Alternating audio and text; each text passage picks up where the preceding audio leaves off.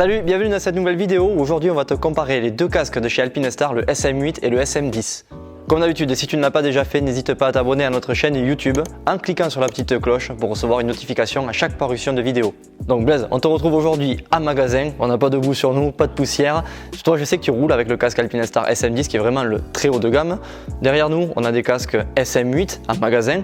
Du coup, peu de différence à l'œil nu. Est-ce que tu peux nous en dire un petit peu plus là-dessus?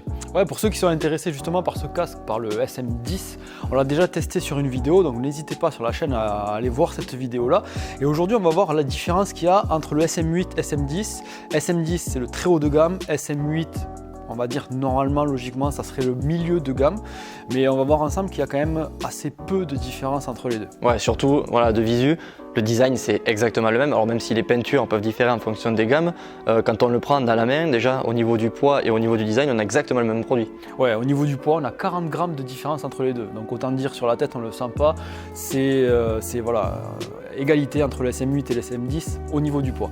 Au niveau du confort, très franchement, c'est quasiment pareil, c'est identique, c'est pareil. On a un casque neuf d'un côté ici, un casque un peu plus d'occasion avec le mien que j'ai déjà porté, mais aucune différence au niveau du confort, c'est à ce niveau-là exactement pareil. Ouais, on en avait parlé en détail dans la présentation du SM10, on a des réglages de mousse qui sont aussi présents sur le SM8, donc on peut régler le casque sur l'avant, sur le dessus, en arrière, enfin on peut faire vraiment ce qu'on veut.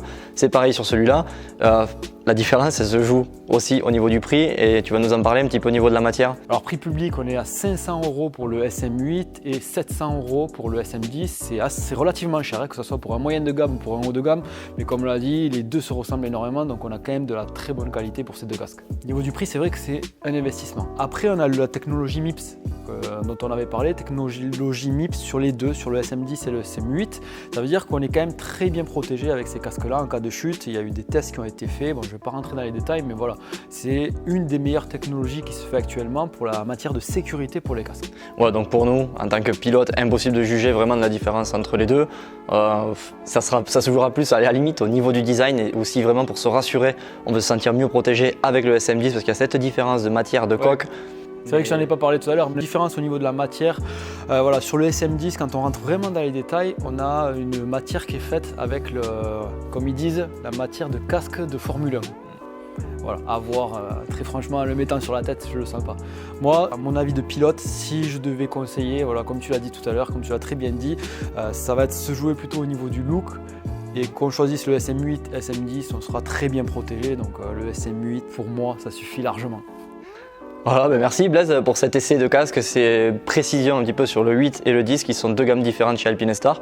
Et si cette vidéo t'a plu, n'hésite pas à la partager et à mettre un petit pouce bleu juste en dessous de la vidéo et on te retrouve très prochainement sur MX Réflexion et CBO Group.